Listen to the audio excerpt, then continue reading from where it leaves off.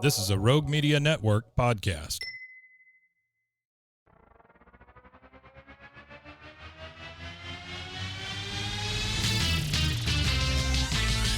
Bros and heroes. Gonna tell you about bros and heroes.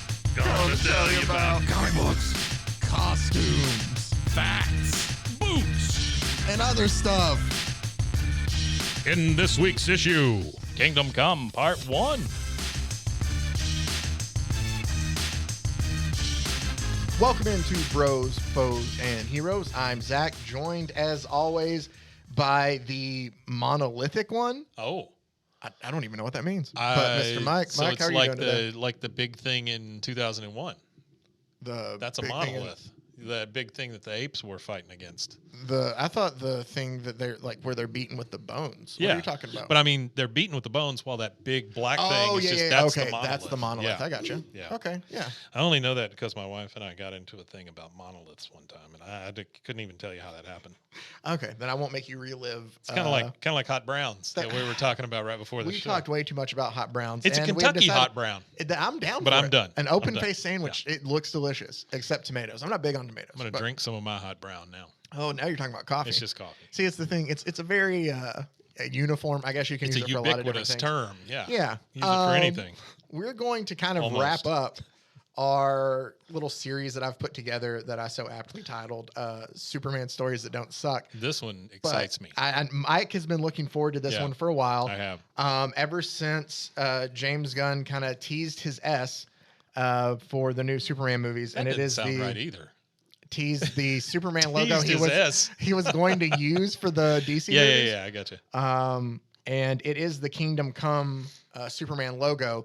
This is a Elseworld story. I think we've talked about these a little bit is before. it? Oh, I didn't realize that. Essentially meaning it happens. It was Elseworld is the title that they've given to books of like it happened, but it happened in a different world. Or like What's a the one in different kind of- Marvel? What do they call it? Marvel has different dimensions. Hot brown. You said you weren't going to bring it Oh, up I'm again. sorry. Hot Marvel. They have different dimensions. Like the main Marvel, I sound very nerdy when I get into this. Oh, that's good. But the main Marvel dimension, I'm pretty sure, is like a universe is what it is 616, which is the one that we're on. Oh, yeah, okay. They have so the different numbers, planet numbers, all that exactly. stuff. Okay, so there's the multiverse In thing. this, when we had the new 52, the DC timeline basically kind of broke up into 52 different multiverses. So there's like 52 different timelines, and they all happen on. DC has Earths. So it's like Earth 1, Earth 2, okay. Earth 22 essentially is now retcon of where Kingdom Come happens, but it's All an right. Elseworld story. I found out all this in looking up to research because there's some of the backstory that I wanted to get up that I find very interesting that we'll get into when we get It's into so this. big. There's a lot to it. There's a lot to this. So know that I have, I can't remember what edition this is. You've got the softbound. It is softbound, but it's all not. together. It's like a collected edition because it has all four of the. Oh, it's dedicated to Christopher Reeve in the front of the book too. Oh, very nice. But it is a collection of the 4 issues that make up the series, and I'll tell you right now, we're going to spend a little bit more time probably. So we're going to break this up into 2 parts, a part 1 and a part 2. We'll cover issues 1 and 2 today, and next week we'll wrap it up with part 2 and issues 3 and 4. But so what it has here is a long, aside from just each, they call them chapters, the 4 chapters of the story, I have like sketches in here, which I absolutely love because I guess before we get any further, the one thing that is really just special to me about Kingdom Come is the art. And that is, it is all done by Alex Ross. And if you Okay. don't know who Alex Ross is an artist, you should do yourself a favor and just go look up any of his work. The big thing, and I kind of found this, I didn't know this, I found this out in doing some research for this book, is he came up with this idea for Kingdom Come while working on Marvels with Kurt Busiek for Marvel. And it's the same kind of art. And essentially what Marvels is it's a retelling of like the Marvel origin story. It's what is it? A magnum opus? Yes, of Marvel through the eyes of a journalist, Phil Sheldon. While Alex Ross was working on Marvels, he came up with this idea for Kingdom Come, which was essentially kind of the similar thing, except for DC and using the DC characters. Right. And in coming up with this idea, he apparently hand wrote like a 40-page, just handwritten layout idea for it all that he pitched to DC. Alex Ross did? Alex Ross did, the Wow. artist, Huh. pitched to DC and to James Robinson, who was a writer at DC at the time, who had a very Alan Moore type style of storytelling. Yeah. And kind of viewed himself as that because Alex Ross kind of saw this in a Watchmen type story. Like it was a big, his idea, as you can kind of tell maybe from the name Kingdom Come, is this is going to be a bit of an apocalyptic story when it comes to the DC universe. Sure. But Well, everybody on the cover looks like they're ascending also, like do. they're being called home or something. and you can also look just very clearly by looking at all the heroes before we even get down into it, is they all look older. Superman looks old. Green Lantern looks, Hal Jordan looks super old. Like they all look old. So you can tell that this is kind of in a future. But so he pitched it to Hawkman DC. looks the same. Yeah, well, he's a hawk. But he pitched it to DC and James Robinson, and eventually they brought on Mark Waid as the writer because of how knowledgeable Mark was, or from what I saw, how knowledgeable he was about the DC universe as a whole, his run on Flash. Like there was a lot of things that kind of added to why they went with Mark Waid. Sure. But then the two of them worked together to create this that in 1996, when it came out, it won the Eisner Award for like the God best almighty, limited. It's almost 30 years old. Yes, it is. And it's won like 5 Eisner and Harvey Awards together. But at least at the time, it was considered probably one of the best stories of the 90s. Also, when this came out, if we get into it, it was done at a time too where these stories weren't overdone yet. Yeah. Of where you didn't have all of these kind of like futuristic what if kind of things. So it came in a place in time where it was, just kind of like it took you back, and it's just really good. The main thing I talked about Alex Ross in the pitch to Mark Waid and how they both got to work on this. But the one thing you'll notice is I talked about Alex Ross's art is everything he does just looks, it's a painting. I don't even know how to describe it. It is absolute just masterpiece of work. And he uses actual, like the same humans as his reference pictures. Like he's used the same, the same Superman actor, like his reference picture all the way through. So they look the same all the way. And it's him using actual people. So it looks, it's just that's great. cool. It's absolutely fantastic art. I can't praise Alex Ross's art enough. On everything he does, I'll always absolutely love it. When did Dark Knight come out? 86. Oh, okay. So this is 10 years later. This is later. So So they done the second Dark Knight yet? Yes. So, Returns? No. Did that come out? I got to do the math on that. Well, I'm just thinking of what would have prompted all of this like Elseworld stuff. Well, so the Elseworld titles were because even Dark Knight really is kind of. Well, there was kind of a different push tale. there in that 80s. Remember? Yeah. I say remember. You got like Gotham by Gaslight there in the late I do 80s. remember that. Yeah. We got we Isn't told that the what they Speeding set- Bullets. Isn't that what they set? Well, no, it wasn't quite as noir, but I'm thinking of like the TV show and stuff. Yeah, kind of. Well, Gotham by Gaslight, they put it's Batman during Jack the Ripper. Right. It was very noir. Yeah, looking, and then we have like Batman and Dracula in there. Like in the 90s, they kind of started to span out, I feel like, these Elseworld stories a bit more in the things that they kind of. Well, and I'm okay with that. I kind of like the difference in, you tell a one-off, and how would Batman react in this situation? How would Superman react in this situation? I think that's cool. Yeah, no, I completely I'm all agree with down you. for that. I like that too. Last thing, and Well, Robert Pattinson's Batman. I mean, that's a whole different universe. oh, for you sure. know? And it's not going to be like the James Gunn's going to have a different Batman than that Yeah, one. sure. So it's going to sure. be Batman. Well, Joker Batman, also. Brave and I the mean, Bold. same deal. Yeah, no, Yeah. for sure. Yeah. So let's Wait, go ahead. Batman what? Brave and the Bold. What does that mean? It's a title. It was a show. I think that's what the new Batman's going to be. It's going to Oh, be Batman really? Brave and the Bold. I've heard that the new Joker is like a musical. Well, with Joaquin Phoenix and Yeah. Yeah. Okay. All right. See, here's the thing. You say that like it's a normal thing. No, I just know that. I just watched Wonka yesterday. Mhm. I did not realize that is music from the beginning to end. Yeah. That's all it is a musical. You didn't think I that didn't realize Wonka was that. going to be a musical? I didn't think so. No, I don't know why I thought that. Oh, I don't know. Michael. Was the first one a musical? I mean, there's songs in the first one. Right, but it's not all. Like this is like every third word's a song. It's not that bad. I mean, but I liked it. But I I thought mean, it was there's good, like but- 6 or 7 songs in the first, in Yeah. the original with Gene Wilder. Yeah. Okay.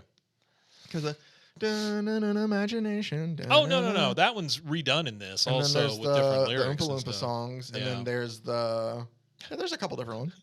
I can't think of what. Nothing. I'm just. What would you call those? No. They're great. I'm just saying we've gotten so far from We Kingdom are. Come. We are. now Let's that go we're all ahead and Wonka. get back into Yeah. we're all Wonka. We're Ha. all wonky. All right, let's get back to what we are at hand, and that is part 1 today of Kingdom Come. When this was released originally, it was released as 4 issues and then printed together. Collected, we are going to cover the whole story. We will start with chapter. Can I ask you a 1. question before you Go start? ahead. Do you think that James Gunn is just taking this whole cloth and doing the whole thing? Like, is this how he's starting his DC run? No, you can't. This is an end. Okay. That's this is a definite end. That's kind of to what I any thought. story. Yeah. Well, maybe he's still employed by Marvel and he just wants to end DC. With the That's first, what it is. so we're just gonna kill off. Well, no. Like, here's what I think. What I honestly think is he picked the S because it looks cool. Yeah. It does look cool with the black back there. Sure. He's obviously not got an older Superman because we know the guy playing him. Yeah, Yeah. but I don't know if like it's an end game, maybe. Yeah. But I would think you'd have to. We'll get into it. It's Okay, a really good okay. story. I just thought I'd ask before we get into it because Fair enough. that's a question I would certainly have as we go along. No, I completely got you. So let's go ahead and open up Kingdom Come by Mark Waid and Alex Ross with Todd Klein here, and it's. Can I ask absolutely one love more this. question? Of course. Old Superman. Yeah. So, is this just the second time we've seen old Superman? Because I know in Dark Knight there's old Superman. Well, no. Remember we covered that one. What was that called? Superman at Earth's End. Remember where he had to fight like the Hitler twins? That's a whole different. That was another Elseworld story, but that was very old Superman. Yeah, and it was bad. It was bad. He used a gun. Remember that? Yeah. Ooh, Yeah. that was Those giant terrible. machine gun twins. And stuff, Yep. Didn't like it. Oh, man. No, didn't like so, that at all. we've seen old Superman a couple times. Okay, But all right. I like this Again, I focused on. I like the idea of old Superman. I do too. I like the idea of old Batman. Well, and I like how don't they did like old the Batman. idea of old Wonder Woman. Here's the thing. She's not. She doesn't age the same way. Boom. Yeah, okay. And that's brought up here too. Because she's an Aztec or whatever. What is she? Amazon. Amazon, same thing. I get all my stuff delivered by Aztec, not Amazon. So that's why I thought Oh man. Yeah. All right. Well, let's go ahead and dive in it's here. a hell of a service, but a lot of blood is shed.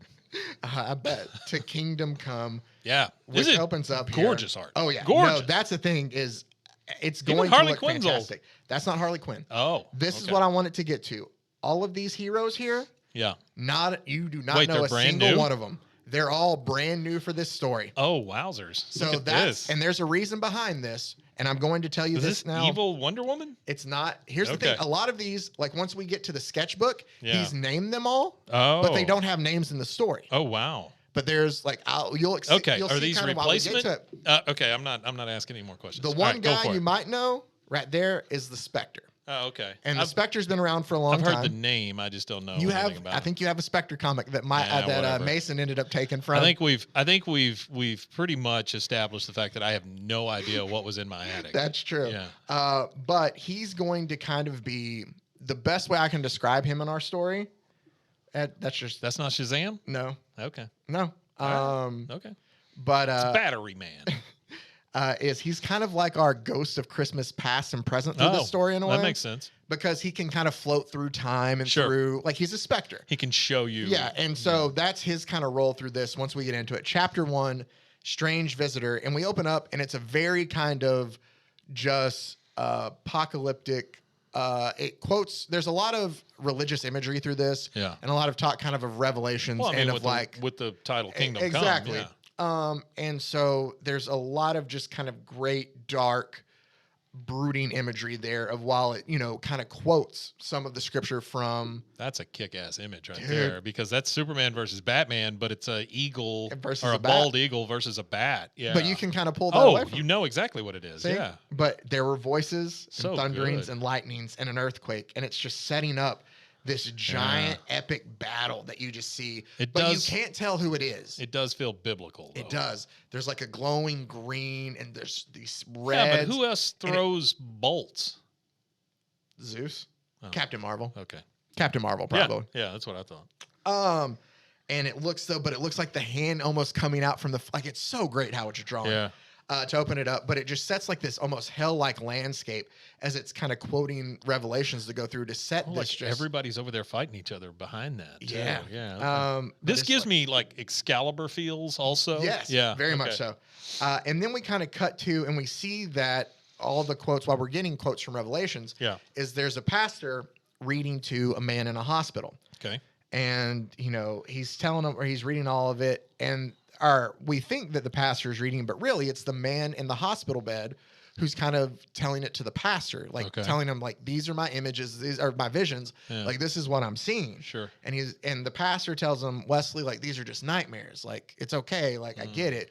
And he's like, no, they're visions, like I'm telling you, the world's going to end. Like he's telling the preacher this, but it's an older man who's obviously, he feels like it seems like his time is kind of getting close, and he's nuts. plugged up to everything. And they think he's just an old guy. He's Maybe. babbling. But what I can tell you is that you have nice little panels in here Uh-huh. of Sandman. Sandman was a DC comic Yeah. character from like the 40s and 50s. Was he really? I didn't What- realize he went back that far. Yeah, I'm pretty sure it was that Huh. far. Wesley here is the original Sandman. Oh. So he thinks, or he's having all these visions that he's telling his pastor, and his pastor kind of thinks that he's just kind of losing his mind, but he's there with him as his time is coming to an end. You would not think Sandman would have a pastor. No. Yeah. But I mean, that's the thing about this is it's a very human kind of like story in parts of it. Well, I would imagine this is a hospital chaplain or Well, something, right? No, it's his no, actual. because he talks about. Oh, okay. Because as he's there, and like All they right. try to, like Wesley's like, I need to get out of here. I don't want to be here when everything ends. I want to be at home, like not here. Yeah. And they try to calm him down, and the preacher tells him like, hey, let me just read you a little bit more. I'm just just to kind of calm him down. Yeah. And he starts reading, like 1 Corinthians 15, and he's reading verses. And I love how it kind of zooms out of the hospital room that they're in as he's reading to kind of calm him down. And you can see on the skyline just different people. Yeah, the whole like city flying through. thing. Yeah. The city is filled with either heroes or villains or whatever it is Yeah, moving sure. around in the skyline. Sure. It's, to me, it was to kind of show you of where you would think like, oh, I might see just Batman pop by. Yeah. Now you see like 20, 30 something Yeah, people sure, out there. Sure. And it kind of sets the world that we're in here. That's something that not a lot of stories address. That's something I thought the boys did really well, where the world's just full of these freaking people. All these superheroes everywhere. And some that's- of them good, some of them bad, some of them terrible. Exactly. And what we're starting to find out here is that more and more metahumans, is what Yeah, they call them, yeah. are starting to kind of, grow up. They're either kids of metahumans, like they're creating more and more, like they're being able to, but Sure. there's becoming more and more metahumans that are spreading up across DC. We're shown that the pastor, and I'm trying to remember his name, Norman, what is it? Norman? Bates. No. His first name's Norman. I'll get to his last name here in a second because I remember the Spectre tells it to him. But so Norman gives the service for Wesley's funeral where it's like 2 people show up. Oh, so the guy died. Yeah, the guy died. And it talks about that there was more because he was reading the Bible and he's like, there was more. But in the end, he was listening to another voice from the Lord or from Lord who knows, saying like he thought Wesley had Yeah, already sure. gone. And he's like, my service was brief. His mourners were few. My wife and I met Wesley in the twilight and had been the last of his friends. So he had came to their church questioning what there was to believe in these days. I wish now I'd had better answers. Yeah. Is kind of what he tells Yeah. them. And he just says that, the 3 of us shared many a dinner in this apartment. His wife would, get upset with him when he would tell him that he was living in the past, when he would tell all of his stories, but then she would still be like, hey, why don't you go ahead and tell me us another about story, Yeah. yeah. And the 3 of them would just sit there and listen. He's just talking about like just enjoying that time. I don't know how you can't like if I were in that situation, that's all I would want the guy to do is tell me. And all that's the what stuff. it says. It says, once upon a time, he said he called himself the Sandman. He was a superhero. You'll excuse the expression, is what he says while he's kind of telling it here. And so it says, before the bitterness overcame him, Wesley and I would walk through the city for hours, kind of passing by, and they would talk about he would talk about things that were no longer around, like the Olympic Games and the Nobel Peace Prize and stuff like that. And then Oh, wow. sometimes he'd kind of ambush like strangers and ask them how they missed the concept of human achievement, Oh, things like that. And he's like, most of them just thought that Wesley was kind of just a crazy guy, tried to diffuse it, Wow. and, joke around that he's just kind of acting like some old codger. But like this obvious, or that didn't appreciate the new generation, but obviously like it was something that kind of bothered him. because he went and laughed about it. He said that Wesley insisted that human initiative began to erode the day people asked a new breed to face the future for them. That's a very parallel to AI now. Kind of in a way. Yeah. I kind of love it's on the nose here. He's going into a restaurant that's called Planet Krypton, Like where all the servers are dressed up like the old kind of superheroes of old. That makes sense. Yeah, and they're kind of walked in, and like the guy's like, "Good afternoon, citizen. How may I serve you?" That's the only time you should ever see anybody in a Green Lantern costume. Yeah. And Norman just kind of walks by him, and he's just kind of like, "Hey, say I look good. What do you think? I make a pretty good Green Arrow or Green Lantern, or whatever." Like the guy doesn't even care. Yeah. He's just kind of dressed up for it. But you get a scene of how all these characters are just kind of commercial only in a way. Yeah, it's not a real. Yeah. It's people dress up as them and serve stuff. It's like I'll have an American way on rye or on white is what one of them says. You know, there was a Gotham Knights pennant. There before was that. Yeah, down there in the corner. That's kind of cool. That is also another thing you might like in this. Give me a black condor straight up. Oh wow. There we go. That you want to call back? That's our very first It episode. just jumps off a a Yeah. Is that what it does? Well, remember And the it bird, learns the to condor. fly. The condors taught him to fly. That was our very first episode. Was black condor, but a nice okay. little throwback here. All right. Yeah. 150 something later, but still. Oh boy. I don't know if it's that many. That's a I just lot. throw it. Yeah, it's 6. He, after his lunch, he just kind of goes back out and he's talking still again about the world kind of around them and how it's different from the one that Wesley would tell him about and how heroes kind of used to be. He said the same man had gone to his grave without one grain of faith in the future. And the saddest part is that he was far from alone. With each passing day, he talks about how the hope is just kind of becoming bleaker and bleaker. According to the word of God, the meek should inherit the earth someday. He goes, but God never accounted for the mighty. And it shows the writing for this is fantastic. And it shows all those new heroes, and it's like they're battling a villain, but there's no regard whatsoever for anything. This is very much in the same vein, and I kind of told you it a little bit, of that Action Comics 775 with the Elite of how they had no care for... Well, they have nobody watching over them. You know, I mean, who watches the Watchmen? Exactly. And so that's kind of what we see here. Granted, this was told about 6 years before our Superman story that we covered last week, but it's the same kind of story in a sense. And there's a reason behind the look and brutality kind of these new characters. Is there any reference to like when this is? A little bit. Okay. We kind of get a little like, I guess, time frame of when the story takes place. I'm just trying to get my bearings, you know. But the way you might have noticed that a lot of these characters, and even looking on 4, very much look like that 90s type of superhero. Oh, sure. They're very stylized. They're very just kind of big guns, big arm, just like big everything. Big everything, you know, and it's very much a product of the times and done on purpose. Sure. And I found a quote from Mark Waid, the writer himself, who talks about when he and Alex Ross put that together and said that because, and this is his quote from a comicbook.com interview on the 20th anniversary of this, almost 10 years ago now. But he goes, because a lot of what we were reacting to was gestalt of the mid-90s in superhero comics, the idea that all of our new characters were harsh and violent and beating up on each other without a real sense of humanity to them, that somehow those were popular and more vital than what was perceived as the old-fashioned bar. Your dad's superheroes, Superman and Batman and Wonder Woman and those old fogies. They specifically wanted them to look like the Image comics at the time, or the new DC characters at the time. What was the hot commodity to show that they were supposed to look more harsh, more violent, more different than, you know, the superheroes that your dad had that both Mark Waid and Alex Ross grew up on. They're supposed to look like this is a new breed. Right. And so they have that Image look to them. What we see while everything is going on is kind of like we said, they have no kind of care or thought for anybody else that's around them. And while this giant battle is going on between these metahumans, it talks about that. I just love kind of the way he's describing the world Norman is the world Wesley left is filled not with his heroes, but with their children and grandchildren. They number in the nameless thousands, progeny of the past, inspired by the legends of those who came before. If not the morals, They no longer fight for the right. They fight simply to fight. Their only foe is each other. The superhumans boast that they've all but eliminated supervillains of yesteryears. Small comfort. They move freely through the streets, through the world. They are challenged but unopposed. They are, after all, our protectors.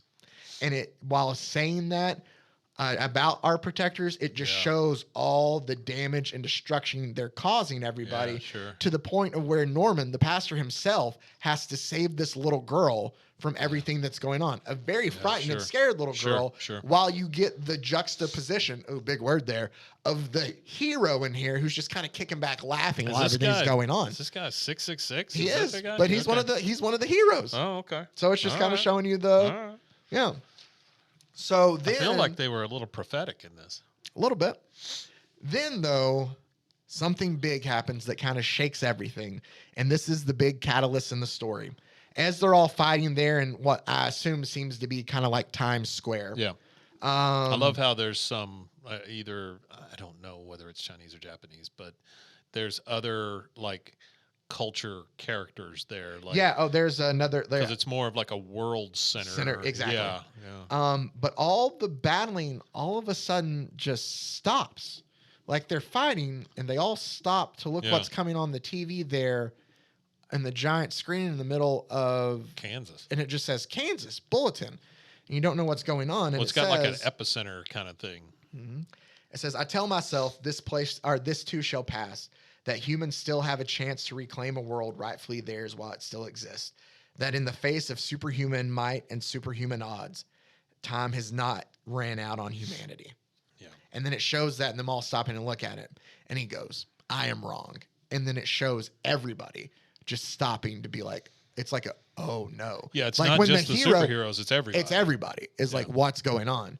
And then we flip to he's in like the church and he's kind of given this fire and brimstone type message to his congregation about the end of times. And they all kind of get ready as they're getting to leave. And he's like, forgive me. I'm sorry. I didn't mean to kind of like dive into this.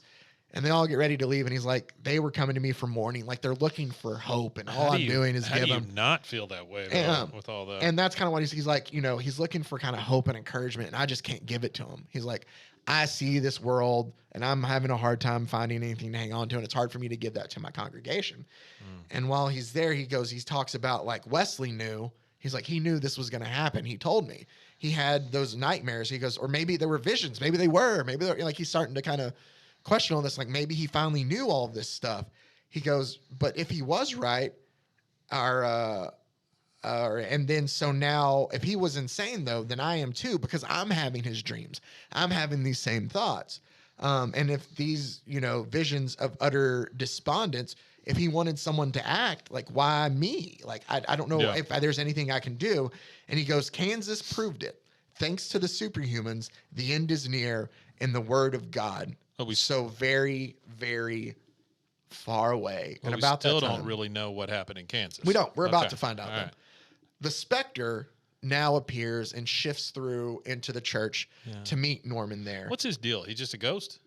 I mean, he fights crime. Okay. I don't know. I'll be honest. I don't know a lot about the Spectre. He's a crime-fighting ghost. Crime-fighting ghost. Just like Casper. I'm sure. You know what? Somebody will correct us in the comments. We find out, and I'm completely fine with that. Hey, by the way, let me take a second. Anybody who wants to leave comments, that is fantastic because we've started getting some on YouTube and I really appreciate it.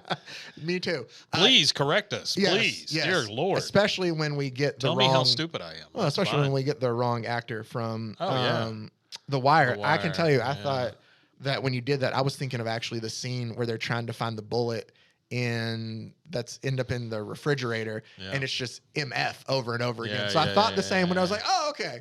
That I got my scenes confused. Anyway, we welcome it. But back to, so the Spectre comes through and he tells him like, I need you, Norman McKay. That's his last name. I knew it was coming. And he's like, what do you mean? Like are you a vision? Like, are you a ghost? Like, what is this?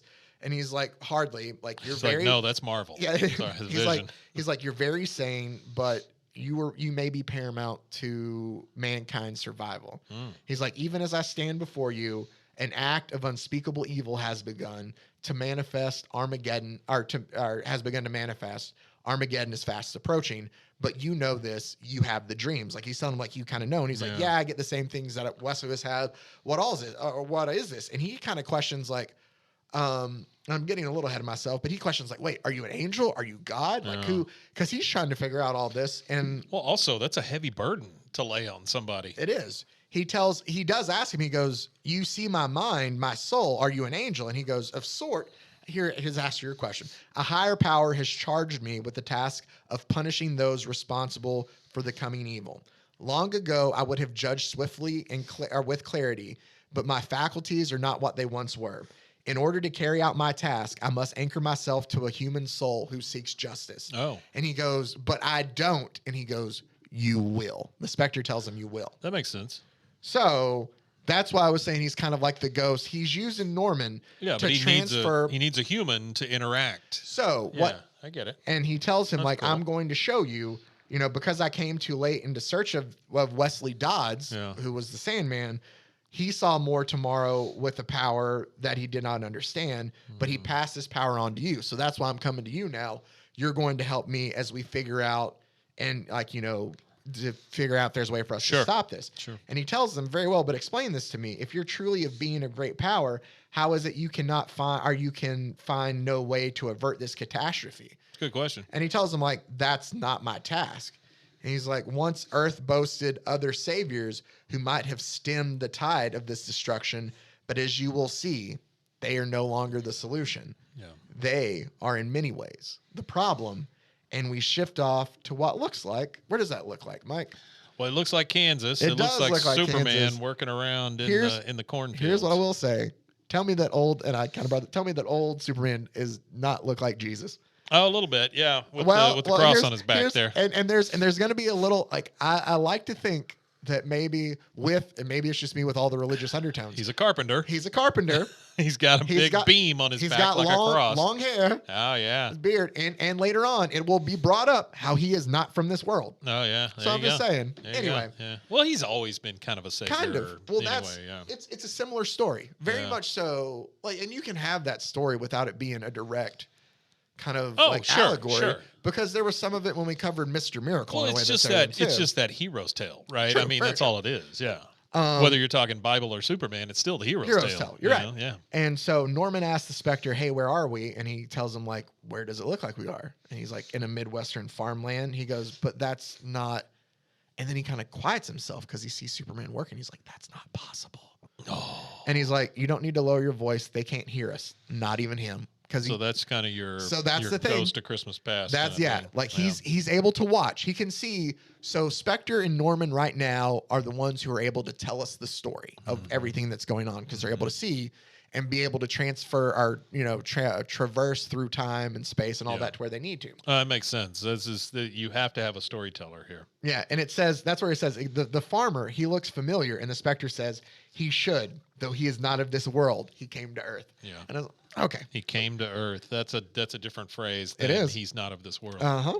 So he was able, still strong as an ox, being old. He lifts his Lifts up a big old tractor tractor. and kind of carries it by One hand. and he's just working on farm stuff, man. Yeah, sure. He's not doing anything Superman related. If I were Superman, I'd do the same damn He's thing. wearing overalls. Yep. It looks like nobody's been bothering him. He's out in the middle of nowhere by himself. Yep. Living, I guess, just a life of solitude that he wants to. Sure. Just working on his farm. He and his horses and a dog. Probably for a guy who grew up in the Midwest, heaven. Is it Comet? Huh? Is it Comet? I don't think The it's horse? Okay. Comet. No, it's Bronco Bill. Okay. But he's sitting there, and Norman tells the Spectre, he's like, I remember that he left Metropolis. Like, something happened. There was a trial. I don't remember, like, what all happened, but I just remember there was a sense of kind of inevitability. Like, whatever happened drove him here. But Why do they always turn on Superman? they do. Just don't. But he's just like, but why? Yeah. Why is he here alone? Like, is he alone? That's kind of that savior tale also. And Spectre too, goes, yeah, and the Spectre goes, not always. And about that time, Wonder Woman shows up. And she goes, hello, Clark. And she looks like 20. She does. And you get pissed off Superman if you've ever seen it, though. Yeah. And she goes, where is that? Oh, dang She it. calls him Cal. Also. She does, because he goes, did I miss the line? I swear he says it before it comes there. because he tells her that he's not Clark. That because she goes, "Hello, Clark," and he gives her that evil look, and then Yeah. she changes it to Cal. Oh, okay. And he goes, there it is. "Diana, haven't seen you in months. What brings you to the farm?" And she's just kind of like, "The hope that you're still not here," kind of. And he's like, "Well, these are my roots." She goes, "You can't live alone forever." And he's like, "I'm Superman. I can do anything I want to." That's Is what he kinda essentially true, tells yeah. her. And she goes, "Except apparently face your fears." To which he just replies, I'm not afraid of him." Yeah. We don't know what. We don't know who Helm is. And she goes, "I didn't mean him. Yeah. I meant that you've lost so much since I first met you." And he stops her and he goes, "Earthlings." Or he goes, "Earthlings die. You know that." And she goes, where do we go? "Oh, they were your parents, Clark." Stops herself, "Cal, and she was your wife. Don't call them Earthlings." Ooh. And she goes, "Hear me out." And he goes, "I have work to do, Diana. Like, things grow. Like, I got to get back to work." And she goes, "Really?" And you see her kind of tap something, and there's this red, like a thwip noise that happens, Whip. and everything fades away, Oh, and we're boy. not in Kansas. And it shows that we're in just this giant kind of dome that has like a, Yeah. I don't know. Well, it's like the X-Men training room kind of thing. Where it has yeah, like where a it can be screen whatever. over it that was made to look like blue skies, but it's just some giant dome. And she goes, "Thanks again." And he's like, "You're spooking the animals." And he turns it back on to like switch it back to where it was. And then she replies, "I'll tell you this. This is a different Wonder Woman too in this story." Yeah. To where she tells him essentially like, "Yeah, well, at least it got a reaction somehow out of somebody." Ooh. And she tells Wonder him, Woman's had it up to here. She kind of has. She's like, "Listen, like, I've come with news. Like, the outside, it's gotten bad. It's gotten really bad. Worse than you thought it was going to be." And he's like, "It's out of control." And Superman tells him, "I tried to tell them 10 years ago. They didn't want to listen to me then." Yeah. And she goes, "And they didn't listen, but you got to stop punishing them for that." And he's like, "Nope, I'm good. Not interested." And he just kind of walks by to like leave to walk into the rest, where we find out that he's now at the Fortress of Solitude. Gotcha. So he's not in Kansas. He's off by himself in his Fortress of Solitude. Yeah. And she kind of tells he's like, "Here, 2 words I see that sound very familiar: truth and justice." Like, she's trying to kind of like, wrangle him up into something. And she tells him like, "You can't have completely forgot them. Like, there has to be a little bit of that hero still in there. Just see for yourself what's happened." And so he kind of opens the door and he says "on," and it turns on all these like computer screens as he's kind of floating watching. And it's all in different languages, but it's all covering the same exact thing. And here's what we get. We find out essentially what happened in Kansas now. Because we just see Superman as he's staring at all of it, and he goes, "Magog." That's all he says. Magog. Magog. Okay? It's a name of somebody. Okay. We get the news report. Fight began in the American city of St. Louis, where Magog and his Justice Battalion descended upon the weathered Parasite. Parasite is kind of like this alien creature, this bad guy that they're just trying to, he and his Justice League are stopping this one bad guy here. Sure. They talk about how like the battle waged into the wheat fields of Kansas. Witnesses characterize the Parasite as fearful. And it shows like quotes from it, like, "Leave me alone, leave me," like he's like yelling at them. Yeah. And it says they claim that his pleas for mercy were ignored. They speculate that tragedy could have been averted had Magog relented.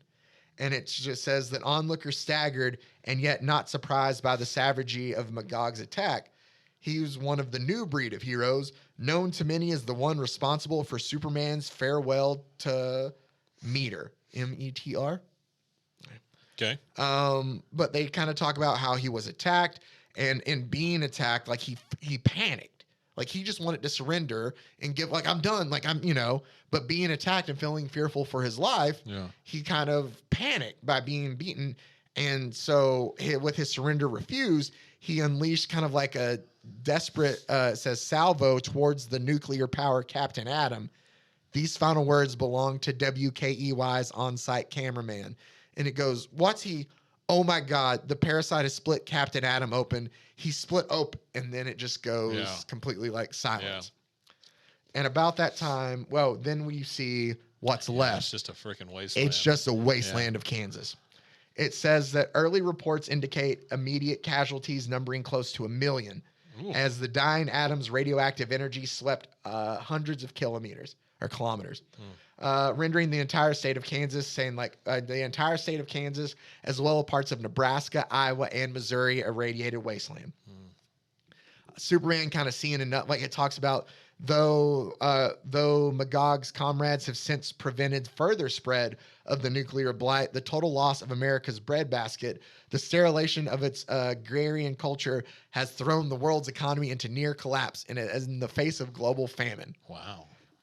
And it talks about how that none of them, that he and Metal Man Alloy are the sole survivors of the incident, and they could not be reached for. And Superman just like off, like he's seen enough of this. Yeah.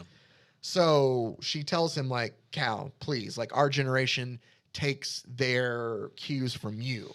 If you show up to be like, this has to stop, they'll follow. Yeah. Can you just run the planet backwards? Like you maybe did and just read Christopher Reeves. Yeah, and she's like, you have to face this for us, Cal.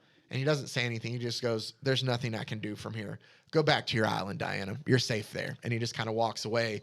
And angrily, she flies away because she's like, like, F him. Like, if he's not going to help us. Fly? Yeah. Well, in this, she can. Oh, okay. We're then kind of seeing. Didn't she always have to have an invisible jet? She had to fly have an invisible before? jet, yeah. Okay. And he's like, oh, where was it? She's like,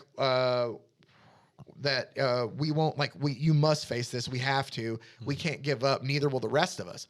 And Norman goes, what do you mean the rest of us? And we kind of get an introduction to the rest of the heroes that are still around. The Flash, all he does now is he's just so ever vigilant. They talk about how Central City, our Keystone City, has essentially kind of become a utopia. Like no crime happens because the man's never not on patrol. Yeah, he's a constant blur around the city. You just see this red line going up from place to place to place to place all around the city. I love the line. He lives between the ticks of a second. He is the Flash. Like they do a great job of setting up these characters. They talk about Hawkman and about how he's still out in the Pacific Northwest, like trying to do whatever he can to kind of help the environment out there. And they talk about how they call him a environmental terrorist, but he's still out there. Yeah. They talk about the Human, Earth's problems aren't all just on Earth. Like some of them are out there in space. Somebody's been having to sit on the throne and watch everything that's out there. That's another lonely job. And it shows Hal Jordan just by himself out in space, just kind of waiting for any attacks that might come towards the Green Lantern out there. And it's just showing and putting together this kind of old guard of characters. Hal Jordan, he was the first one? He's the first one. Okay. It shows Atlantis. It shows Themyscira. It talks about how a lot of heroes have retired. Like Aquaman stopped.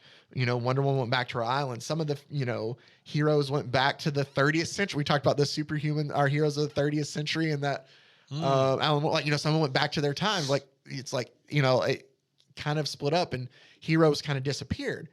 And then Norman asks, but I remember more though. Like there was one in Gotham City. Like what about the Batman? Yeah. And he's like, Batman. And it shows again. I just love all the art through this of just Gotham City and the kids running, but it shows these giant Batman-like robots that are on patrol. Wow. That stop. It's like big old mech Batman. Exactly. So they're like state robots that look like Batman. Yeah. And they're like, Batman has his city under control, is what he kind of tells Norman.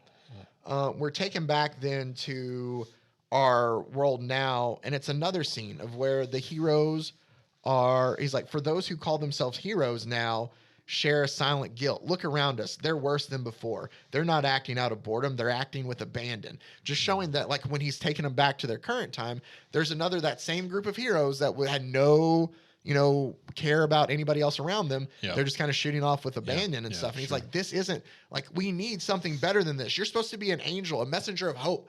All you're doing is just showing me evil. Like, give me something to believe in. It's kind of like what Norman's kind of telling him there. Sure. And while when we see the scene happen, there's the evil clown that's one of the villains, like is on top of the cable car, just shooting at the heroes, and the heroes are just shooting right back at them, not caring about the people in the cable car and anything. Yeah.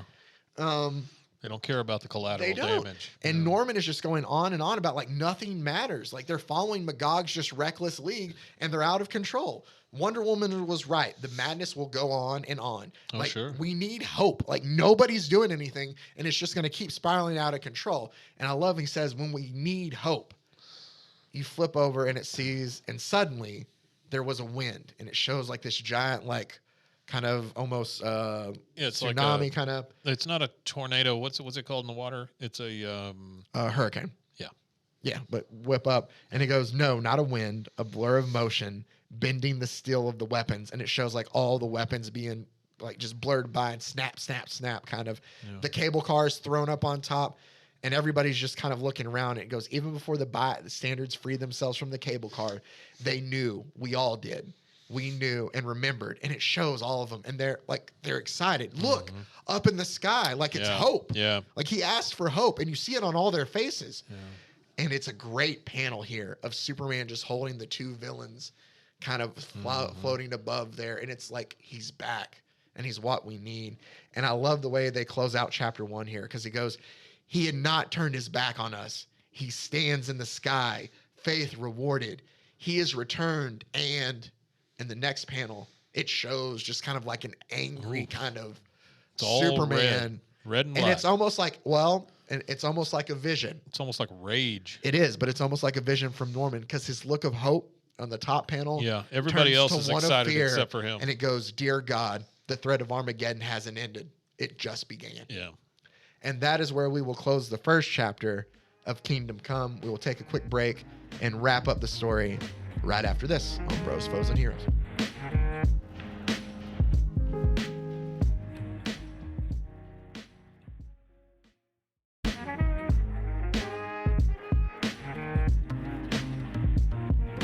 All right, and welcome back into Bros, Foes, and Heroes as we continue part 1 of Kingdom Come, picking it up with chapter 2 out of 4 with Truth and Justice. So Superman has finally returned after a 10-year absence, to much of the relief of everybody except our main character of the story, Pastor Norman McKay, who is kind of our I just love using the like Ebenezer Scrooge kind of in a sense, because it just works, of where the Spectre is taking him from to all these places to show him these things. But he is we're trying to figure out what is the main evil that is supposed to be the catalyst, the cause Armageddon kind of here, and be able to stop it if they can. But from the way it looks, it may involve Superman. We pick back up. You don't normally see a solid black page in a comic book either. No, you don't. And it fits really well though with this, because the kind of like the image or the mirror image to what's on the right here, and it opens again, and I saw the 7 angels which stood before God. Oh, wow. And another angel came and stood at the altar having a golden censer, and the angel I took, like it quotes Revelations to open each one. And the 7 angels it talks about, though, he does a very good job. Like you see Superman, you see Wonder Woman, like it's the heroes that they're putting together there. But what we get then is it's a vision, because it's from the eye of Norman as it kind of zooms out. 7 angels? 7 angels. Superman, Batman, Wonder Woman. Let me see if I can find the. Hold on. No, you're good. You're good. We'll get to it. I'm just Batman's in my head not one of them. Thinking, oh really? Yeah. 1, 2, 3, 4, 5, 6, 7. There's 8 here. Oh, okay. But still, I can tell you who 7 those are. and 1 to grow on. Yeah, there you go. And he tells he's like.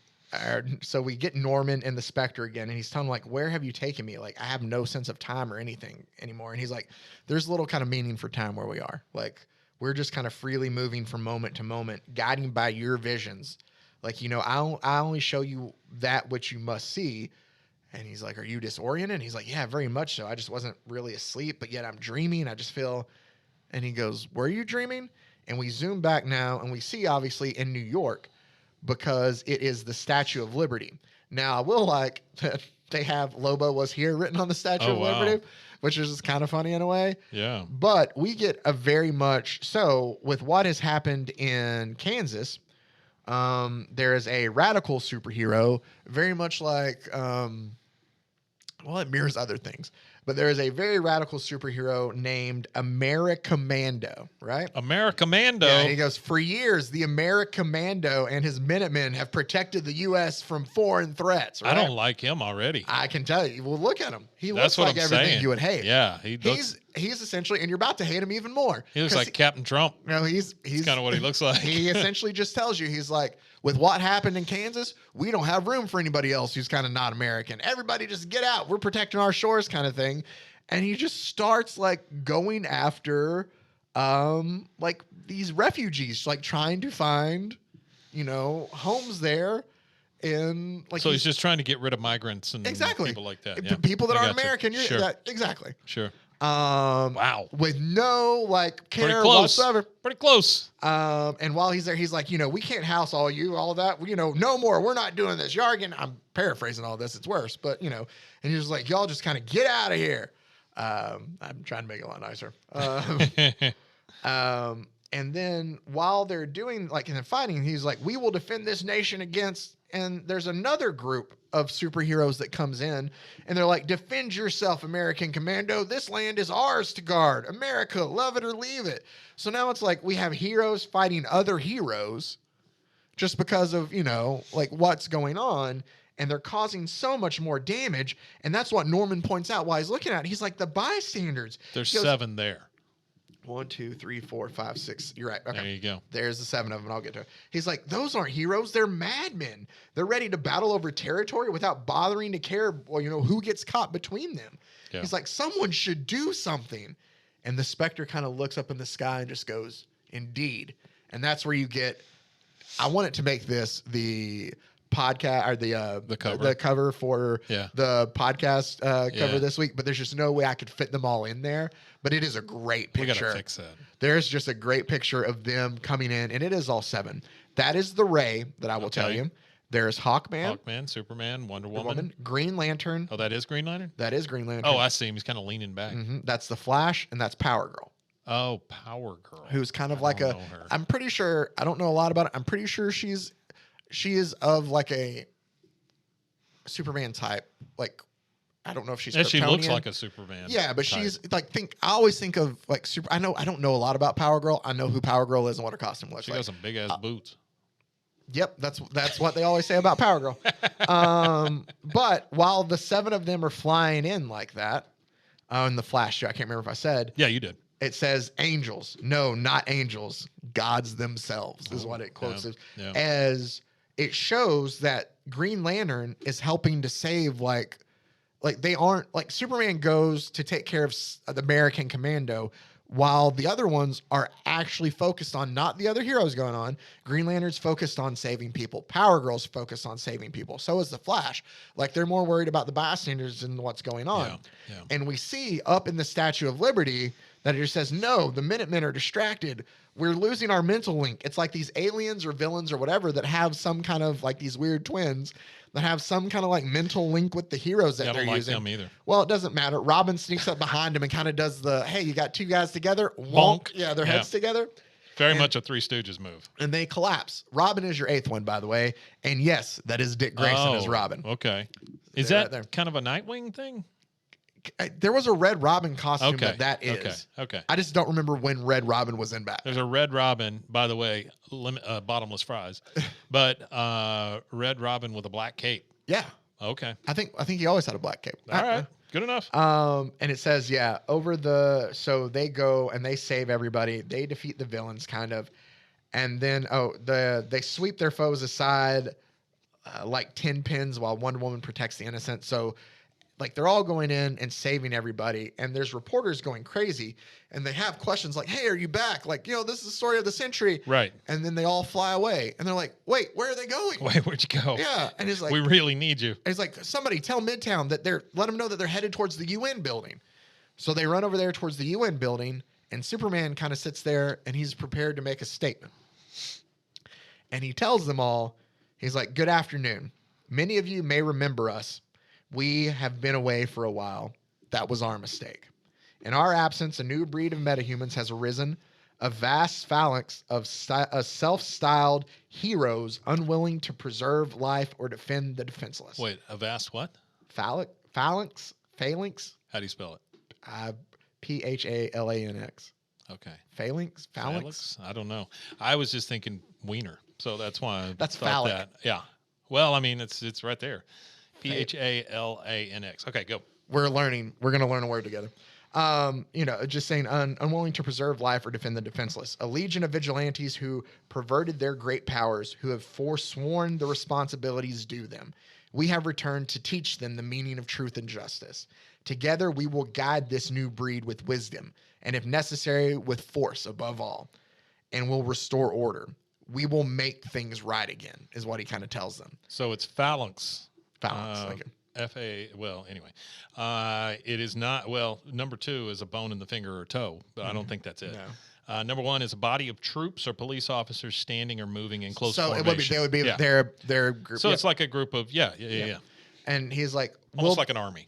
yeah. And so one of the reporters like, are there going to be more of you? And like Superman's like, our ranks are growing. I don't anticipate anyone acting without our sanction. I don't know that you need more. And he goes, anyone? Would that include Magog? Is what one of the reporters says to him. And he goes, Superman, are you truly prepared to confront Magog in light of what has gone before? And you can kind of see like a contemplated super. I should point out, we didn't. When Superman showed up, he cut his hair and shaved his beard. So he does look like Superman. He does. You can still tell he's older. But Yeah, you can still tell. He's got the gray in the temples. I want to know what the guy from Krypton shaves his face with, though, Heat because vision. it's the strongest thing in Heat the vision. world. Oh, okay. You see, I thought we had it once. We had a comic where he used a mirror Oh. and used his heat vision.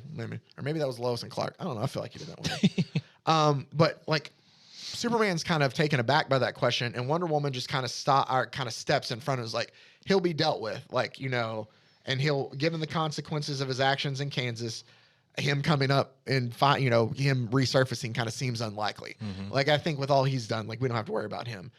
But what about and they're like, that's all. And they just kind of fly away again.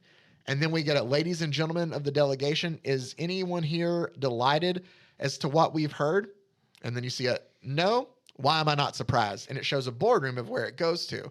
And so this boardroom is obviously not happy with the Justice League returning. Who is that boardroom, you might ask? And it's like, there's fear in a room. No, a validation of fear.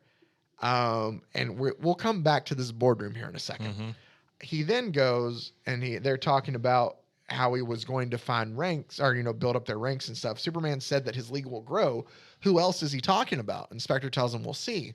And we see Superman fly over to Wayne Manor, and man, has Wayne Manor seen better days. It is completely just worn down.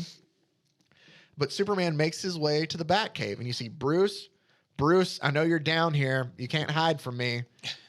And then we see... I've always thought of them as like Daffy Duck and Bugs Bunny. Kind of in a way. Yeah. And like off away, it says, I bow to your superior wisdom. Because it's like, how you would think the two of them would be. Sure. I did find in something, you asked about the mechanical or the dinosaur and the penny and stuff like that the other day of Watts in the Batcave. I came across a video describing or explaining it a little bit more. Too? Yeah. Explaining why it is, though. And there was a one point in time where it's kept as like trophies, the same way that Superman keeps trophies. Sure. But also it's in a way because to make it like easier, they thought for Dick Grayson too. Like, hey, what we did, like, Batman's not going to sit there and keep something from like the penny plunge or whatever they did, but he would do it to like be like, hey, like to kind of just as like mementos for Dick Grayson too, is why I can get that. Yeah, he's got all the. Not saying that's what it is here, but I'm just saying like that's what I'm just saying. Batman has the revenge, and Dick Grayson doesn't really. Yeah, and so this kind of keeps him going. I would think in different a way. ways. Granted, the way that they rewrote it later, like he definitely has a lot of revenge. They wanted to make it to where he had, Do you just this is an aside, but you keep saying Magog. Yeah. Right? Yeah. Do you know Gog and Magog in the Bible? No, I'm sure I do, and I forgot. So Gog and Magog are like these guys that they usher in the apocalypse, basically, and everybody has to be saved by the Savior. And so if that gives you a little more... So then, I didn't know that. Yeah. So yeah. There's a lot. This is very biblical, this whole thing. So, but it's really like, it's an opus in a way. But I love the way. This is the way that kind of stuff should be used, honestly. Yeah. I love the way that they did old Batman too, because you would have to think Batman, he's not superhuman like everybody else. He has wear and tear like everybody else. Yeah. He has like a robot exoskeleton the poor man kind of has to wear to be able to get around. In this world, did Bane break his back? Okay. Yeah. So he's like, well, I'm assuming that still happened, but you would think you have Well, that's your- what I'm assuming with the exoskeleton. Yeah, right? but I think like after a while you're gonna hurt. You've been beaten up so Sure. much. Like Oh, yeah. I feel like he needs this to be able to move around. Probably. Still. Yeah, I'd love to have one. And Superman great. kind of tells him, he was like, oh, after all, you know all about hiding, don't you, Clark? Is what he tells him. Batman very much likes to just poke the bear Oh, when it comes yeah. to Superman. Why here. wouldn't he? Because that's what he's like, don't call me Clark. What happened to your manner? And he's like, well, once my identity got exposed, Bane and Two-Face happened to it. Oh. He was like, but that doesn't matter. I have everything I need down here. Besides, it's not as if anyone intrudes on me.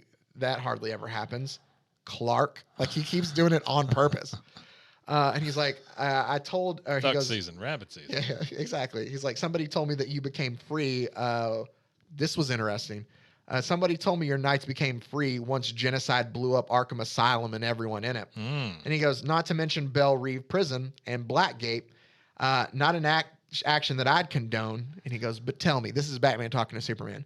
Tell me, the thought of it doesn't give your invulnerable skin just a little bit of a tingle, like that we have no more villains to fight. Yeah. Like, and it's kind of, it just kind of makes sense for a Batman. Like, I'm not saying Batman's, they have different personalities. They're both good, but.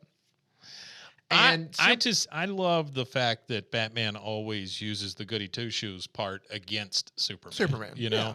I mean, Batman is definitely fallible. Oh, very Superman infallible, Exactly. with the exception of like lead. And I love he tells him this has got to make your little skin tingle, doesn't it? And Superman tells him, "I don't have that dark side." To which Bruce replies, "Tell that to your tailor. Black is in the new is a new look for you." Talking about his that's S. true. He just calls him out on it Yeah. right there.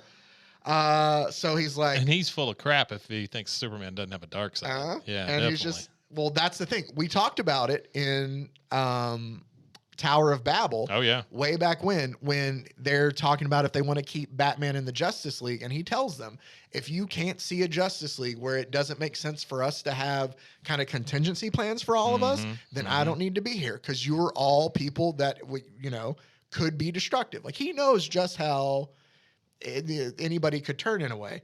But so Superman comes and he's like, hey, the League needs you. Like, we want you to join us. And Batman tells him, I'm busy. And he just kind of talks into, he's like, 25, 22, resume patrol. Like, he's talking to the robots he has. And he goes, too busy to help us save the world? And Batman tells him, the crisis at hand isn't new, Clark. Where have you been? Oh, I'm sorry. I should probably ask Magog. It's kind of like he's just the whole, like, there's nothing. And he just kind of tells him, like, frictions have been building for years for this, Clark. Like, the metahuman population boomed while you were gone, and once ordinary folks decided you and I were too gentle and old-fashioned to face the challenges of the 21st century. They wanted their heroes stronger and more ruthless. Be careful what you wish for, is kind of what he tells them. And he goes, right now, the metahumans have the keys to the Earth have Earth's kingdom. Wrestling control is a delicate matter. It requires finesse and meticulousness, careful planning against those enemies, more hidden, but it can be done, which this is very much like Batman.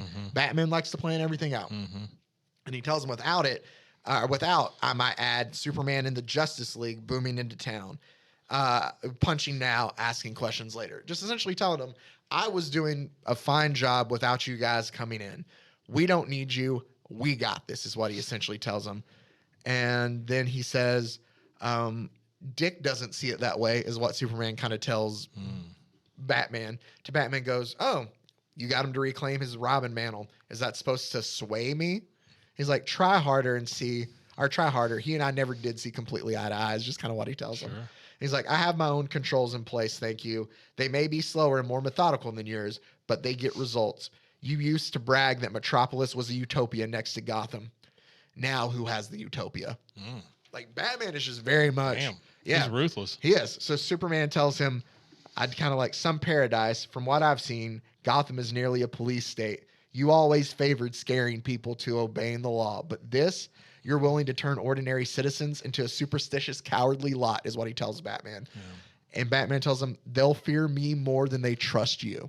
I don't trust you. I'm telling you, the writing in this is great. And he says, we're not limited to Gotham, Clark.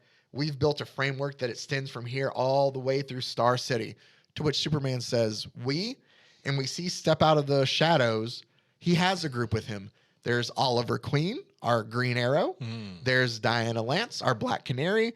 And there is somebody you'll know a little bit more when we get to Booster Gold, but that is Ted Kord, who is one of the Blue Beetles. Oh, okay. Like a very good scientist, but top scientific mind. So, and they kind of have more there too. And he just kind of tells him as Superman leaves, he goes, "Then you're sure you won't join me?" And Batman tells him, "For a man who can hear clouds scrape together, you don't listen very well." He goes, "The only thing I wonder about your down and dirty, quick and fast, totalitarian solutions is whether I'd be the first to be reformed by your new regime." Or that he goes, is whether I'd be the first to be reformed by your new regime. Goodbye, Clark. Like, he never once. He called him it the whole way. So Superman leaves, and the group's like, man, like, he knew we were here. Well, like, he gave him the ammunition when he first started talking to him about the Clark thing. Oh, yeah. And like, there's no way that Batman's not going to use that against true. him. I mean, because they did, but the rest of the group there's like, he had to have known we were here. He knew. Maybe. And Oliver Queen's like, "Oh, I know it. I could feel his heat. Like, he saw it was there. I'm probably going to be sterile with all the radiation off of that." To which Ted Kord's like, "I'm telling you, Ollie, the science, there's not enough radiation."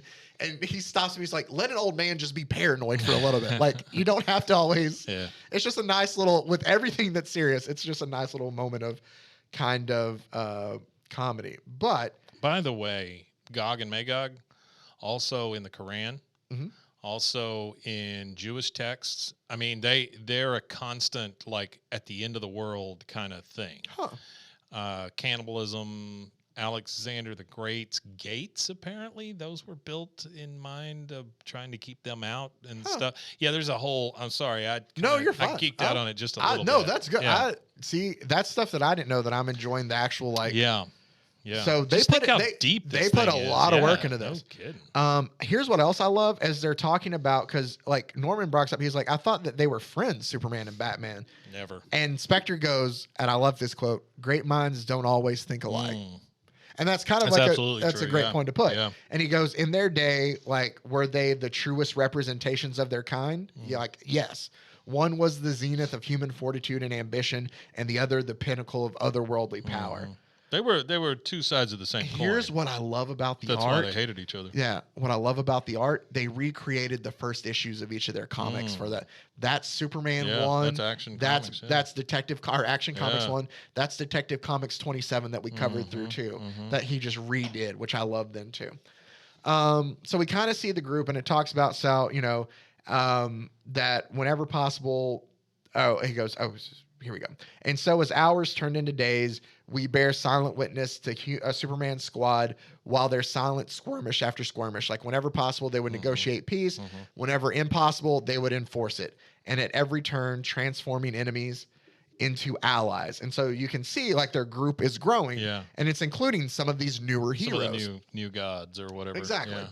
And then it says, "All the while, a world hungry for hope gradually surrenders its fears to the sky. With a cadence almost military, the League march from shore to shore together. They act as an unstoppable unit, breaking rank only occasionally." And it shows there, like, a bad guy is attacking one of the villain or one of the heroes, and Wonder Woman just smacks the crap out of him, just clear away. To which Superman kind of yells at her, and he's like, "Diana, like, take a breath. They're not evil. They're just misguided. Like, you're gonna hurt somebody." When did Watchmen come out? 86. Okay.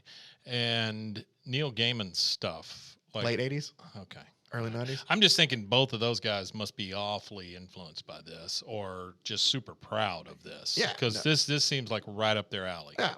And then she goes, "How badly? If they want to act like warriors, I'll show them war." Like, Wonder Woman is kind of unhinged here, and you'll see more once we get there. And she is a warrior princess. I mean, that's really what she is. And Superman goes, "You're right. They seem to have learned a little regard for human life." As he's looking, and he goes down to save the woman that's there, and there's nothing more sacred than that. We do get the two coins. Like, Wonder Woman is still all just about, like, I'm ready to unleash this. Yeah. And Superman is still like, "You're right, but we still need to focus on the most important thing here." Yeah. So we get back to that boardroom, because that's the thing that's missing from these new. It's the humanity. Yes. Right. Just humanity is missing from the planet at this point. And so Superman's like, that's what we need. That's the thing about Superman and Batman. They always had the humanity. Exactly. That's the one thing they could agree on. Yeah. You Well, know? neither of them killed because Right. we've talked about like that's you have to have. We've talked about that a lot here Exactly. lately. Speaking of though, we get a I said 2 sugars as the guy's hand chokes out a woman and she just collapses into the chair. And It's like Darth Vader. Norman kind of like reacts. He's like, I feel nauseated. It's just not for the first time. And we see you ham, like the guy yells at him and he's like, sorry, immortal habits die hard. I'm pretty sure it's Vandal Savage, which we might have covered at one point in time, but he's just like a villain who can, he's kind of almost immortal in a way. Okay. But he's been a big bad in a lot of comics for a long time. That's what we have here. Cause he's like, Norman's like, and what are we here? Like, this just feels like it's kind of off. Like, I swear I feel something wrong. And he like looks up at the Spectre and he feels like the Spectre can sense like there is a lot of evil in this room. And about that time we see, I just had her trained. And then Vandal goes, not very well. Hello, Luthor. And it's Lex Luthor who enters the room. And he's like, Mr. Savage, I see you've brought King with you. How old is he at this point? Well, he looks pretty old. And he's like, all right, we call ourselves the Mankind Liberation Front. He goes, he introduces Ra's al Ghul's heir. I'm not even going to mispronounce the name because I would. Is that the guy with the weird beard? No. Down here? No, that's him. That's Ra's al Ghul's heir. No, I'm talking about right here. Yeah, I don't know who that is. Okay, all right. Or maybe it is. Dude has a weird, like, little goatee, but it's split in half. I'm pretty sure that is. Anyway. He looks like a wizard. But Ra's al Ghul's like next in command is there. Lord Naga is there. Like he's Selena Kyle. We go like he's introducing Selena Kyle, and then you hear a voice go, "Who's Catwoman?" And then it goes, and her companion Edward Nygma, who is the Riddler. Yeah. And Lex goes, "You should be reminded that who should be reminded that he is here solely at the grace of Miss Kyle." Is what they kind of tell him there. He's like, and Selena's like, "Simmer down there, Eddie. Calm down. I got Well, you." Nygma has never been the most stable. No, and he's just people. he talks a lot, and they're just like, zip it. Yeah. He So- loves to hear his voice. Exactly. So they ask, Luther asks Ra's al Ghul's heir, like, where do we What is his stand name? with, What's his name? there you go. I love how you just put your head against the mic and go, Okay. Yeah. I see why you didn't. I didn't want to try to butcher it. That's rough. Yeah. That's a lot of So consonants right in a row. he asked him though, like, how is the medical attention and disaster relief for the Kansas victims?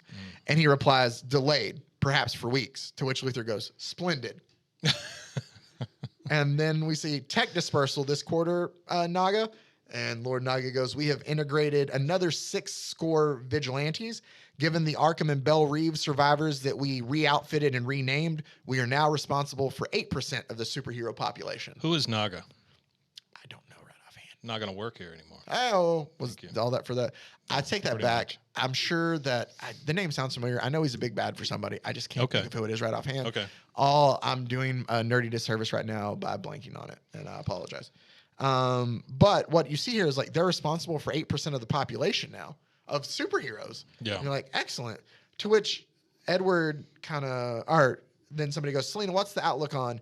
And Edward Nygma kind of stops him. He's like, whoa. Pardon me for questioning, but your impending public service, you're arming metahumans? Mm-hmm. He's like, wouldn't all that serve to make the world a worse place? Like, if we're trying to help mankind, like, we shouldn't be, does the mankind liberation part of this come in? And Lex goes, Selena, for your own good, please keep your guest in line. Remember, dear, curiosity killed the cat. To which somebody goes, actually, Luther, I had a similar concern. May I assume that the MLF works then to raise the stakes rather than to lower them? And Lex Luthor replies, kind of in a manner of speaking, essentially, they're trying to create more tension between humans and metahumans. He wants them to just be able to turn, and humanity can kind of like retake its claim and bring its, retake its throne back. And he's like, which brings us to our new problem. And he talks about the Justice League of them coming back. And he goes, nevertheless, though, the gods have stepped down from Olympus. And frankly, I see several ways to turn their arrival to our advantage, is what he tells them. Yeah. He goes, in fact, by entering into a certain allegiance, I can guarantee a chance to hasten the current circumstances at the end by exacerbating it. And in the meantime, we have nothing to fear from the League. And somebody goes, not even Superman? And Lex Luthor goes, he will not touch me. He will not. And he goes, he cannot. In fact, I've got the most marvelous anti-superhuman plan, or anti-Superman plan. Isn't that right, boy? And you see the guy sit there and grin at him, and he goes, absolutely, Mr. Luthor. And then, who? You see Norman kind of notice who he is, to which the Spectre says, the captain of lightning and thunder. Oh, shoot. Come. We have spent too much time wallowing in sin. Captain Marvel. Shazam. Yes. So Shazam is with Luthor now. Oh. We then get to a bar where Superman shows up, and it's all these heroes hanging out. And he kind of walks into the bar, and he turns by the bartender and sees just a row full of alcohol stacked up there. And he goes, well, that doesn't help. And with his heat vision, he just kind of zaps through all of them really quick and yells out, party's over, to which everybody kind of then turns to look at him. And they're like, our one guy goes, oh, I'm shaking. Isn't it past your bedtime, Grandpa? Like, what are you going to come down here? Does the S on your chest stand for senile? Like, he's talking a lot of crap. Jeez. But one of the new humans goes, will you just shut up? And just punches the guy. Like, to show, like, oh, it is Superman. Like, we're going to listen. Yeah. It kind of, like, even, so they all kind of get quiet and they turn and they look at Superman. And he's like, thank you. He's like, I'm here because the world's in bad shape and we kind of have a lot to do about it. I want you to join the League willingly. Before you do, you should know that we have rules and that you have to act a certain way. And like the way you're doing it right now isn't it. He's like, if you want to take up with us willingly, you're going to be expected to be responsible and to act, you know, like the powerful person you are, and you're going to have to behave better. You're going to have to do this, this, and that. Those who don't will be dealt with. He goes, our job is thankless, but we do what has to be done. Right now, we're humanity's only hope. Be heroes. I don't have a lot of hope for the guy with the sixes. I know, but he just tells them, he's like, be heroes. Yeah. And he just turns and leaves. Sure. And they all kind of sit there and turn and look, and it's like a hushed silence for a bit. And then after he's gone, they're like, oh my, was he here? How did he find us? And they're like, question, are you in? I feel like I've just been asked to become the 13th disciple. Like, what do I do? And they're like, Does somebody literally say that? Yeah. Oh, wow. And he goes, I thought my dad was full of crap for being drafted by that guy. But now, and he's like, man, I'd follow that guy to Apocalypse. He's right. You know, the League knows the way. And about that time, we get a thunk and a glowing green arrow by the group of people that were talking. Boo. To which Oliver Queen is there and he goes, so you heard Big Blue's pitch. Now for the Democratic response. So he has shown up after Superman to pitch some other alternative thing. Yeah. We get back to, they have kind of taken up in the Green Lantern's little lair up there. Yeah. And they're trying to plan out what they're going to do. It talks about America heals, but America's not the world. Stronger in number, the League begins to confront anarchy on a global scale, right? It's not just America. They go worldwide. Most of the metahumans fall into line at the mere sight of the man from Krypton, it says. He goes, but many do not. Clearly, each rebellion further frustrates him because not everybody is falling into line like he thought they would. He thinks, hey, it should be simple. You either choose to do good and be heroes like us, or you face the consequences. But for some reason, as it points out, he's running into more people not necessarily more than he thought he would. Acceptance. Yeah. And he goes, social, I love this line too, though. Social government was never Superman's area. It is possible that the constant pressure thrust upon him as an emerging world leader could bend even a Man of Steel to the breaking point. Oh, wow. Because that's the thing. Like, you're right. Superman is very, you know, good and evil. And that's what he's great for. Black and white. And that's so the thing. Batman never was. He was always in the great. middle. Yeah. He's a great. Well, I don't believe Batman's a hero. I think I've told you this. I believe Batman's He's an anti-hero anti-hero. to begin Sure, with. But sure. so there's problems, and it brings up that meanwhile, those closest to Superman began to whisper another question. Like, in all of these missions, how come nobody's been able to find Magog? Like, you know, what is he even looking for him? Is he kind of scared? And we get to like another thing of the battle that they've had, and Superman's like, it's not supposed to be like this. And Wonder Woman's like, what are you talking about? He's like, we shouldn't have to fight this hard to turn people into heroes.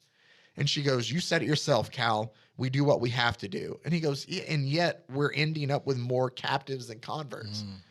And he goes, what do we do with those who refuse to see the light? And she goes, I have a suggestion. Follow me. She takes him to Atlantis to see Aquaman. Okay.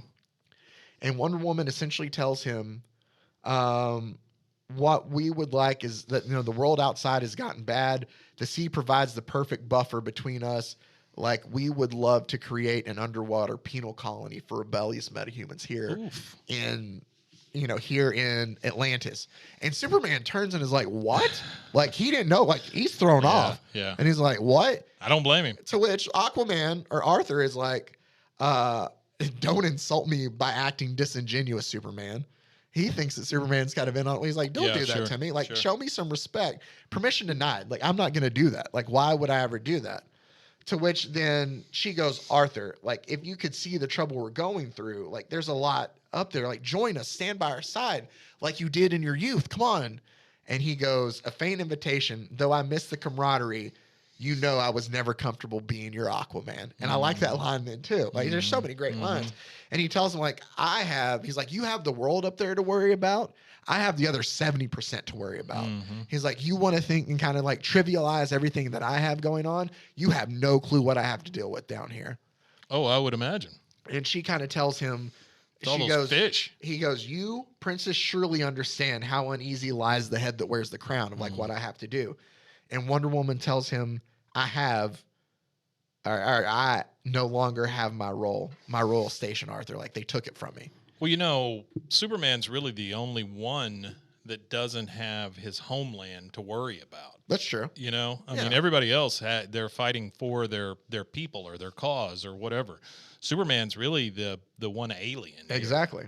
And Arthur's like, no, you can't. And she's like, yeah, like, my sisters decided that I failed in my mission as an ambassador and that I had not made the world a better place. So they kind of stripped me of my royalty, of my heritage, and I'm no longer welcome on Paradise Island.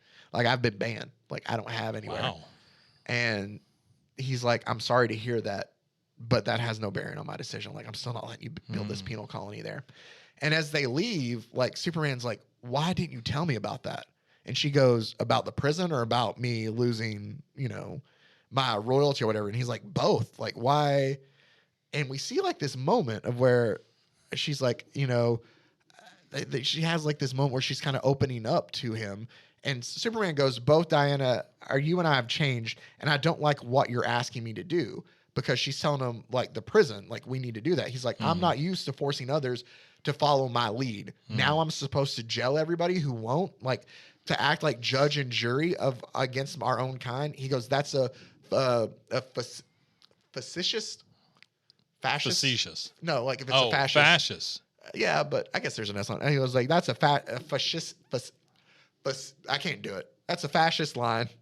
Yeah. I can't get the with the tick. This is fascist. Fascistic. Yeah. There's an I see on it. Fascistic. Anyway, line, Diana. Fascistic. There you go. Yeah. Line. Telling her, like, basically, like, I can't do that. Sure. And she's like, then get ready to cross it, because that's the only way. We're at war, and that's the only way we're going to be able to win.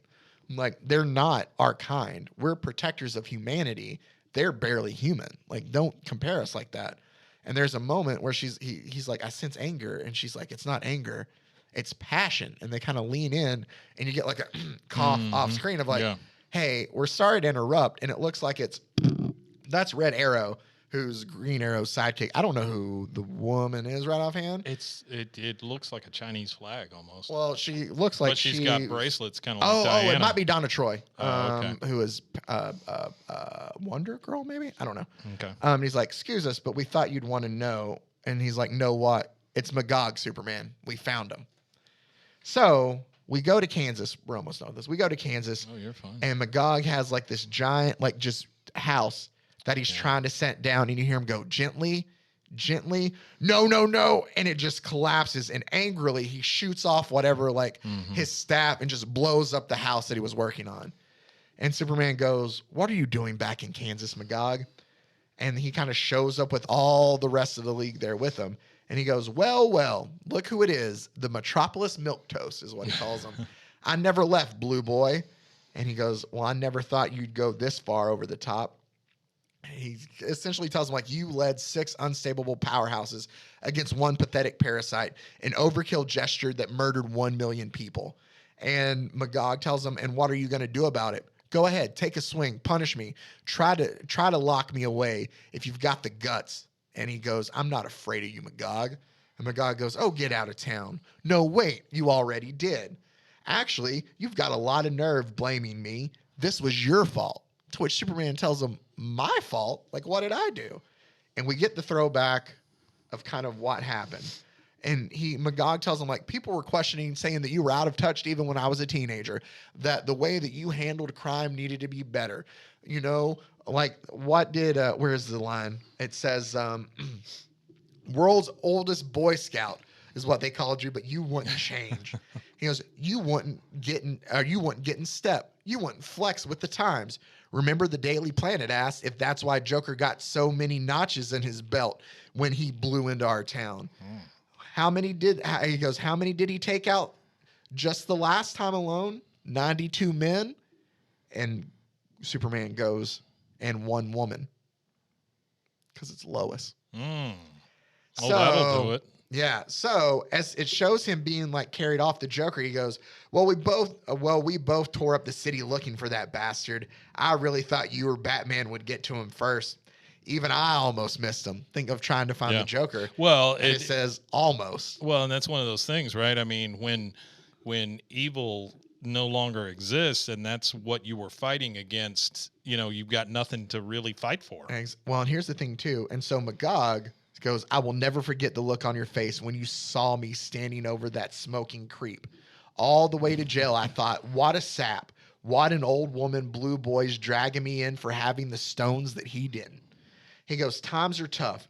Joker had been deserving worse than cuffs for years, so I took it on myself to lay him down. I can't be judged for that. I was a hero. And it shows the headline of the Daily Planet, Magog acquitted. Yeah. And the Metropolis, like the poll, 77% agree with him too. Like they're like, you know, we're done with Superman. The thing I noticed about Magog, he's got the two horns, you know, and that is part of the thing in the Quran. Where he's like the what do they call him? He of the two horns. So I mean, it's super deep how they've done this. Yeah. So there's a lot of if you look into it, and so we see. Then it says that, but you just wouldn't roll with it. You had to get off, or you had to get in a last shot and piss me off. I wanted the torch passed. I wanted to cement my claim as Metropolis's new number one. I asked for a title bout between you and me, and I won by default. You flew off with your cape between your legs. And he's like, I never got a piece of you, and now you're right here, right where I want you. And Wonder Woman kind of holds back the rest of the league. She's like, let's just let these two kind of go at it. And he kind of looks back at everything, looks back at Superman, and he goes, the way you took off, I always thought you were afraid of me. A lot of people did. But he goes, but that wasn't it. You were afraid that I was the man of tomorrow. You were afraid of the future I represented. Well, look around, he goes. He's like, look around. This is what I represent. And Superman just kind of smirks at him and goes, you must be proud. And he goes, proud? Proud? Damn you. And like shoots off a blast right at Superman, which hits Superman right in the chest. And the others are scared for a second because they don't know what's going to happen. Yeah. But as we see, Superman's just kind of smoking. He's still just standing there. Well, there's a blast under him. Yeah. Like you see where it went. And he says, proud of being the man of tomorrow? Your fault, you bastard. The world changed, but you didn't. So they chose me. They chose the man who would kill over the man who wouldn't. And now they're dead. He goes, a million ghosts punish me. Lock me away. Kill me. Just make the ghosts go away. And he just kind of collapses there in front of Superman. Yeah. And you see, like, there's a moment where you see just kind of like Superman, just a sense of humanity. And then he's like, we're at war, is what he says. And it comes back. And we now go to Apocalypse, which you might remember from Mr. Miracle. Yeah. This is a little different, though, because in our version of Apocalypse, Orion has her planet Darkseid and was able to take over and defeat Darkseid. But, man, does he not look like his dad a lot. I kind of love that too, since in our Mr. Miracle, obviously Darkseid killed Orion before he grew older, but I love how that Orion kind of ages into his dad here. But essentially, Superman has come to visit Orion to see like what has happened. Like we used to help, you fight against Darkseid. I was happy to see that you were able, to be the new Lord of Apocalypse. But once I get here and I see everything, like I'm disappointed in what you were able to do. Like you haven't done anything. And he's like, I don't think you understand, Superman. He's like, just because you come in and make change doesn't mean that like good change happens. He goes, I thought that I did good. He's like, I came in and I swept out Darkseid. And I'm kind of paraphrasing. Yeah, all I this. got you. Sure. He's like, I came in and I swept out Darkseid, and then they wanted to put in a new leader to, take that place. Like they wanted to vote me in. Like they just wanted to vote somebody else. It wasn't like just because you remove like, oppression or something else, like how I took it doesn't mean that something else isn't going to come. Oh through. yeah. The And absence of he's power like, yeah, doesn't mean it doesn't get fulfilled. They rushed to elect a new ruler. They chose me. Such was my reward. He's like, for saving them, I got to be their new ruler. And he goes, so bring them to my realm, Superman. Bring me those who, he's like telling like, all the guys that you don't want, that's fine. Bring them here. He goes, they cannot possibly be more challenging to me than my own subjects, but I'll keep all your prisoners here is kind of what he tells them. And he's like, deportation was never my intent. I have no desire to see anyone removed from their homeworld. Given the nature of my own struggle, I'd hope that Orion, dog of war, could lend some wisdom, but I was mistaken. I can learn nothing from you, is what he kind of tells them. Jeez, Superman. And Orion goes, that hardly matters. If it is about emancipating a world from fear's tyrannical shackles, it isn't my help you need, is what he tells them as he kind of leaves. Then we get to this box here. And he goes, never enough to free your bodies. You must first unlock your minds. We will show you that a slaughterhouse is not a home. When you reach out and touch freedom, you tower as tall as Orion. He fears you, for you can dream beyond things beyond him. It's somebody pushing against Orion. Who do you think would be petitioning against Orion? That would be Scott Free and Big Barda themselves as they make themselves there.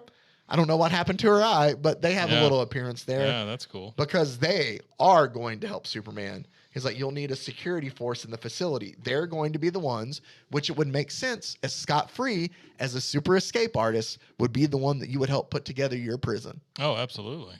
To make sure that people couldn't escape. So Scott and Barda are going to help Superman with their moving forward then here. We then fast forward and we get to see the whole like time folds. A new structure rises from the ash fields in Kansas, an invention of necessity. That is where they're building the super prison now, is in the wasteland that was Kansas. Well, yeah. It's why kind of wouldn't almost you? like a reminder of like, hey, you didn't want to get in line, that's where you're going. Sure. And it's like a stronghold of justice. It seems unwise to contain so much power and fury under one roof. Yet, what other choice does Superman have? And the Spectre replies, it's a question he will ask himself 100 times in the days to come. Meanwhile, an ungodly fellowship has begun to manifest, one that may change all that we know this far. And observe, and it takes him back to that boardroom where Lex Luthor was.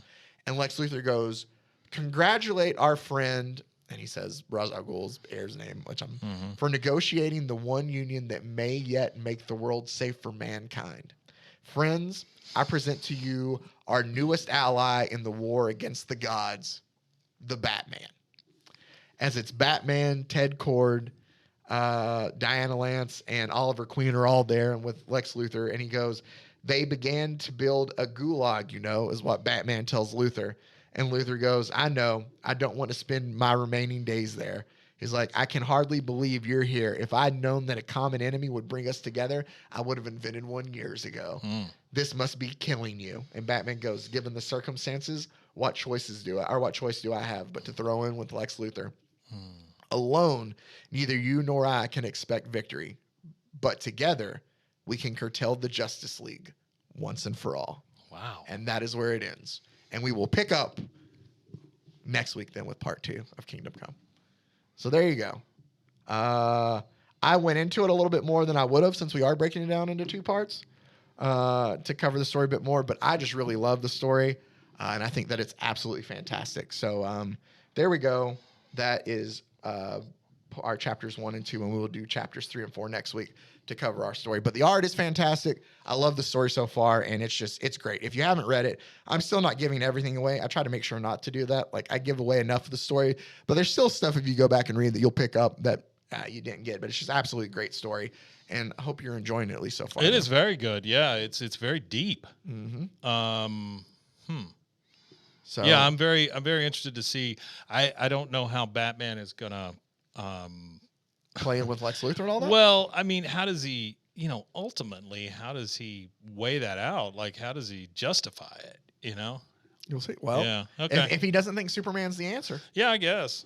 But that seems But like a what very is it? extreme reaction. the enemy of my enemy is my friend kind of thing, Yeah, or isn't it something like that? I don't know. something Anyway, like that. The enemy of my enemy is my friend. enemy. We'll have part 2 next week, but there we go. So That's very cool, though. part 1 of beautiful. Kingdom Come. Oh, it's great. But hope you guys enjoyed it. As always, make sure to check out the other podcasts on the Rogue Media Network family of stations. RogueMediaNetwork.com. By the way, this Network is sorry. I just realized how I did that. This is a quote from Publishers Weekly. It says, "With the art that looks like a hybrid of Norman Rockwell and Jack Kirby." That's a great way to put it. And That's that an is excellent way to put it. huge, and that's big praise, I would think, too. Yeah. But it is, again, even if it's not this book, just do yourself a favor and just look up Alex Ross art, because he did even if you're like, oh, I'm not a big DC guy, go look at Marvels. He did Marvels before this. He's done so much stuff. It's all great. Anyway, we will have more Alex Ross and Mark Waid to get into next week. Thank you for taking the time out, as always, to listen. And until next week, stay safe, everybody. Golly con. Pros and heroes. Gonna tell you about pros and heroes. Gonna tell you about. This has been a Rogue Media Network